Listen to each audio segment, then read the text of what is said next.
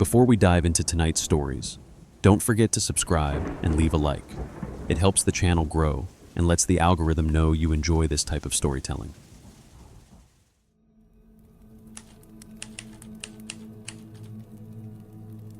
My family owns a small cabin in northern Michigan. It's really just an old mobile home sitting in the middle of dense woods, surrounded by miles of nothing but trees and dirt roads. We've had it for years, passed down through family, and for most of that time, it was uneventful. Peaceful even. But lately, things have changed. Strange noises at night, lights flickering when the generator's off.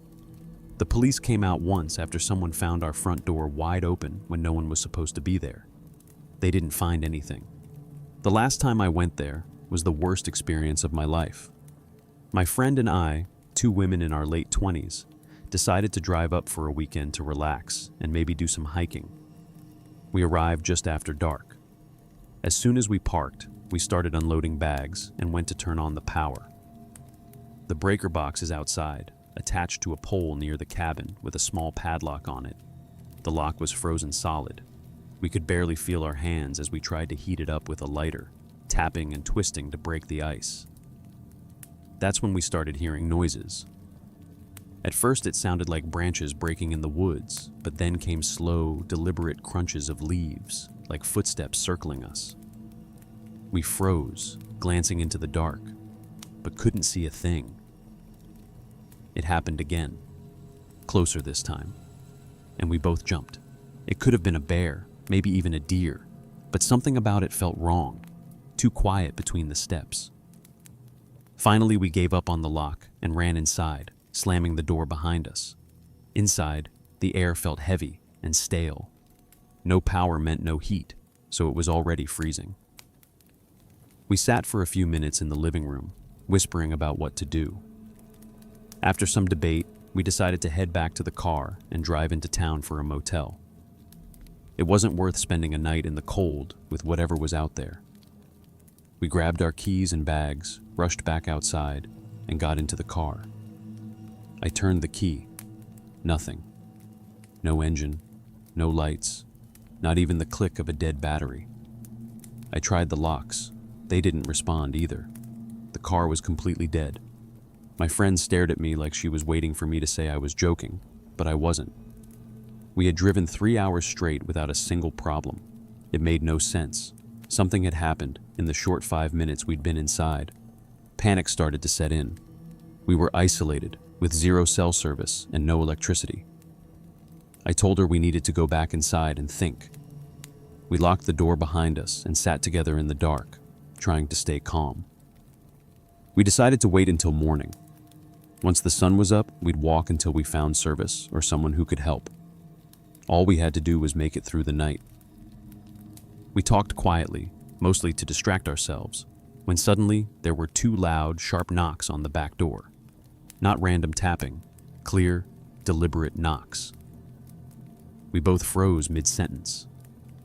The sound echoed through the small cabin and then stopped. No footsteps, no voices, just the sound of our own breathing. Neither of us moved. I kept waiting to hear someone try the handle or walk around to the front, but nothing happened. Minutes passed in silence. My friend whispered that maybe it was just the wind, but she didn't sound convinced. Then came another noise, a single hard bang against one of the side windows. The glass shook, but didn't break. We both screamed and covered our mouths. That one hit wasn't like an animal brushing against the cabin. Someone was outside, playing with us, and we had no way to defend ourselves. The thought that whoever it was might have tampered with my car made my stomach twist. They wanted us stuck here. They were waiting. We huddled in the living room, whispering plans we didn't believe in. We thought about trying to run, but where would we go? The woods were pitch black, and whoever was out there knew the terrain better than we did, so we stayed awake, sitting side by side with a kitchen knife on the coffee table, flinching every time another soft thud or knock came from the outside wall. It went on for hours, random hits on the siding, faint scraping near the doors. We never heard footsteps, just those sudden bursts of sound that made us jump every time. Eventually, the sky began to lighten through the windows. The knocking had stopped sometime before dawn. We waited another hour before we dared to go outside. The woods were quiet again. The frost on the ground was undisturbed. No footprints around the cabin. Nothing. It was like the night had erased itself. The car still wouldn't start. I popped the hood, more out of desperation than logic, and that's when I saw it.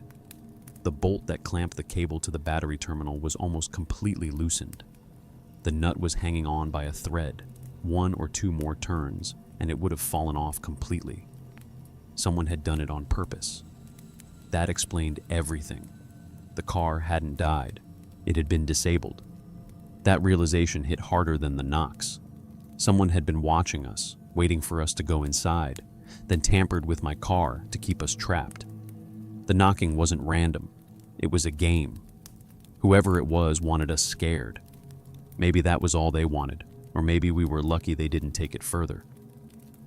We tightened the bolt, got the car started, and didn't even bother checking the rest of the cabin.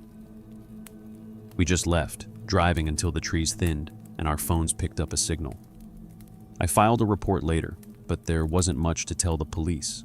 No proof, no footprints, just a night of sounds in the dark and a loose bolt that shouldn't have been touched. I haven't gone back since. My parents still keep the place, though they don't visit much anymore. Sometimes I wonder if whoever was out there that night still watches from the woods, waiting for the next car to pull into the driveway after dark.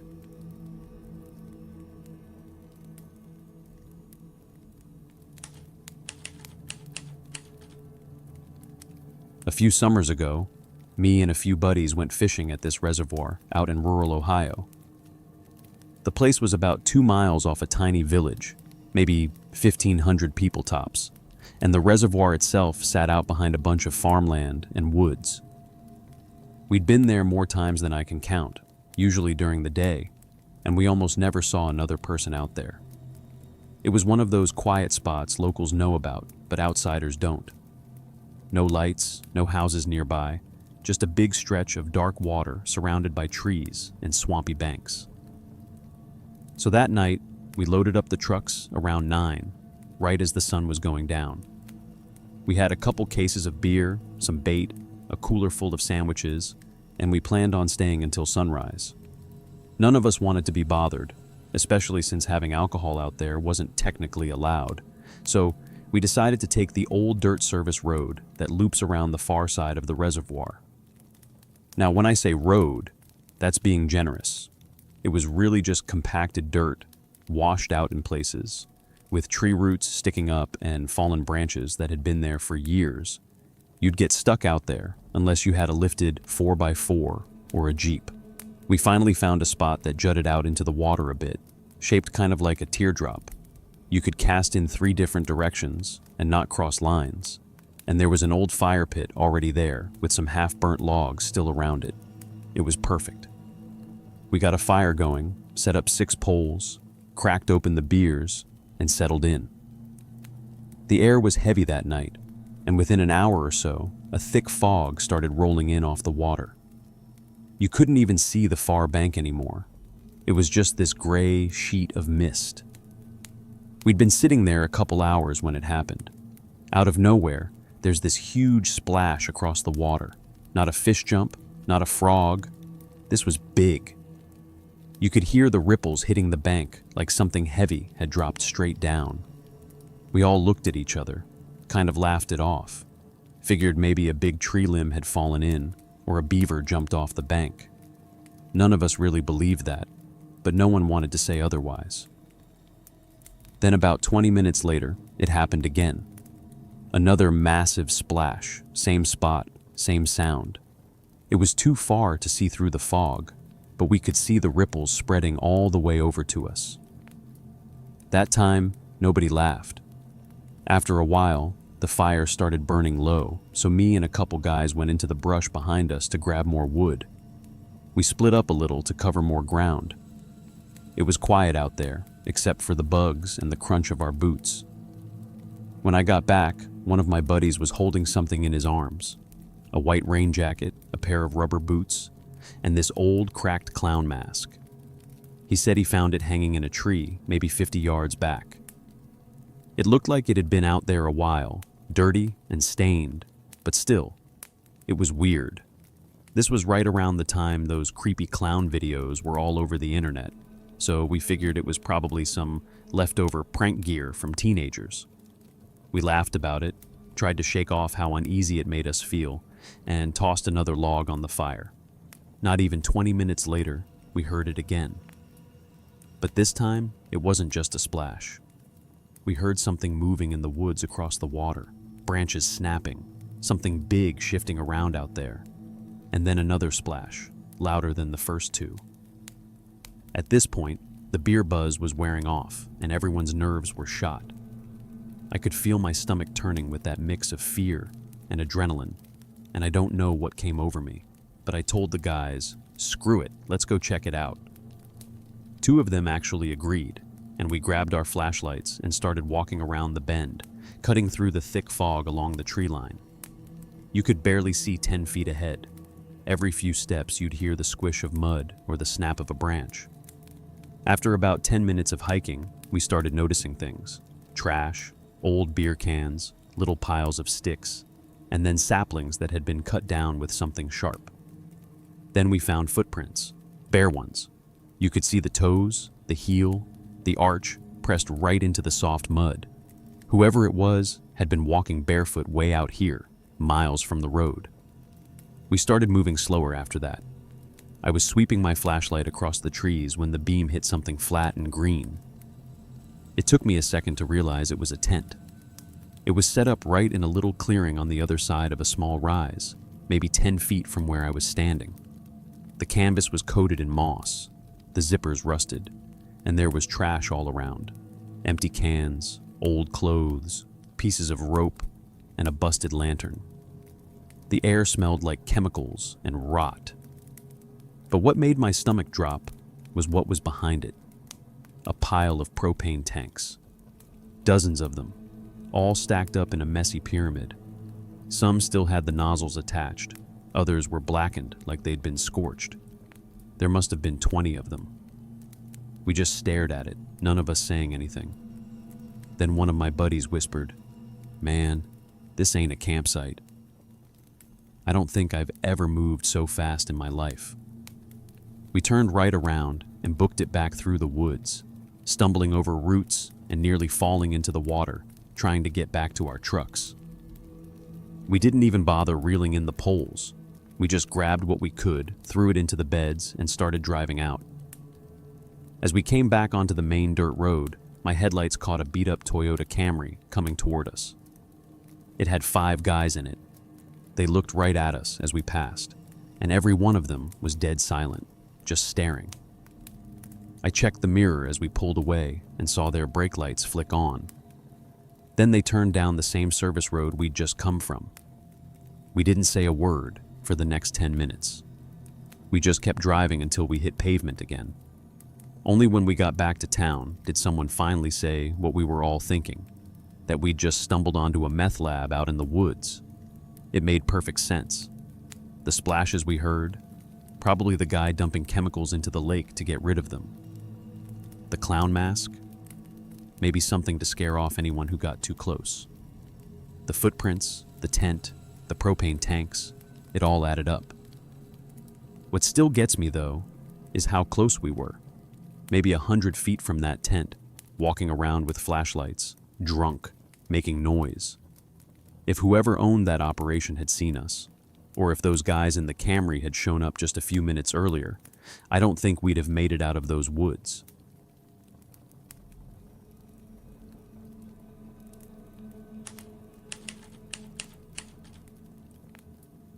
A couple summers ago, my boyfriend and I went camping with 2 other couples. I decided to take them to one of my favorite spots, about 3 hours out of town, deep in the forest. I'd been going there since I was a kid with my family, so I knew the trails, the sounds, even the way the air gets colder once the sun goes down. My friends, on the other hand, were more of the camp by the lake and take selfies type. They weren't used to being that far from civilization. Now, I knew what kind of people lived out there. Some off-grid folks who just wanted to be left alone, a few old hippies who grew weed in the woods, and a lot of meth heads.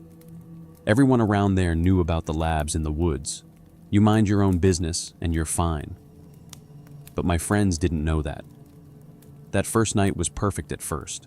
Clear sky, no wind, the fire crackling just right.